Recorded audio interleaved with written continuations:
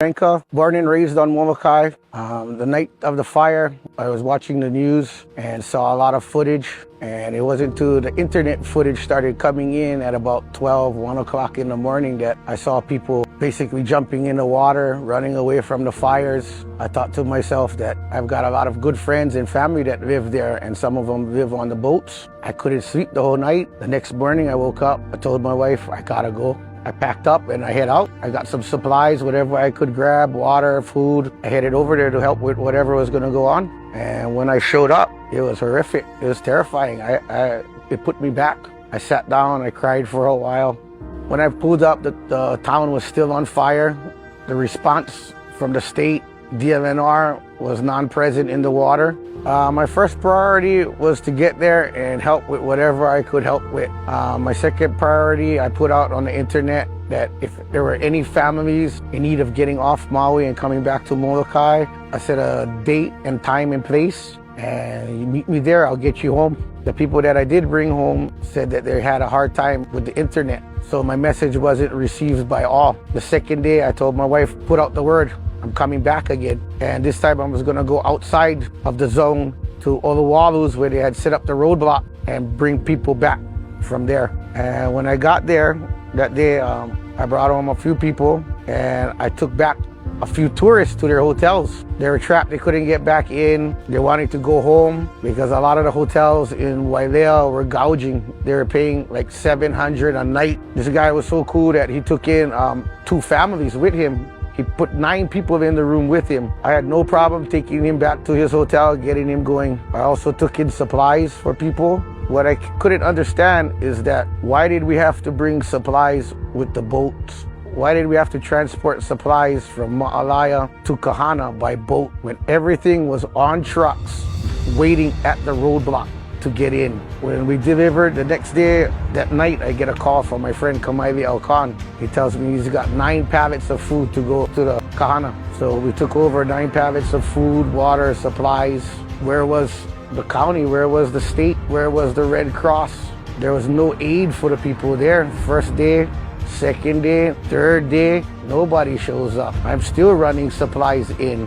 By the 4th day, they open up the road. I come home, I say, great. And at the same time, they shut the road down again, stopping supplies from coming in. I heard a story about a person that they loaded up the containers, and containers of food and supplies did reach Lahaina by the 2nd day, I think it was. But somehow, the Red Cross put a stop on it.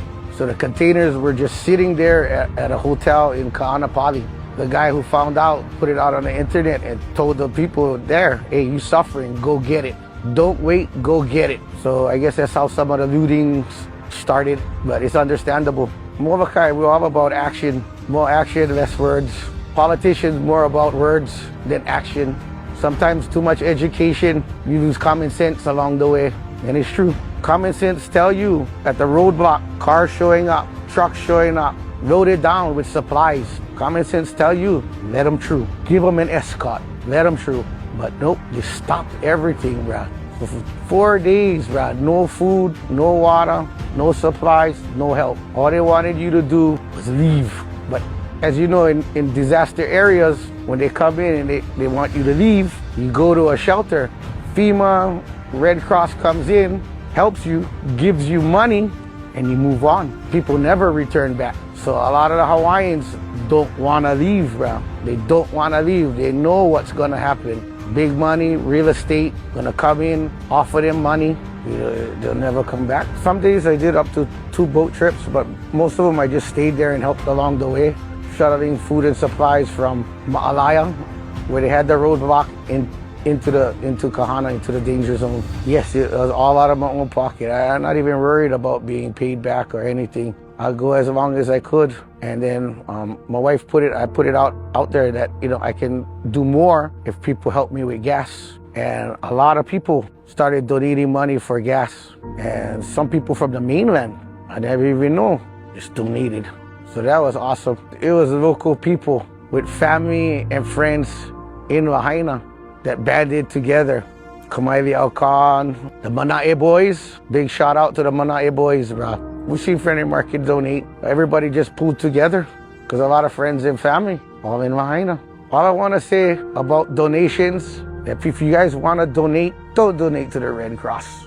Don't donate to organizations out there that think they're going to help. Donate to the local people there. There are people there that are starting their own shelters and taking care of the people there. If you want to see your money go to the people of Lahaina, the Hawaiians, the locals, and not to some politician's pocket, donate to the grassroots foundations of Lahaina. My name is Chris.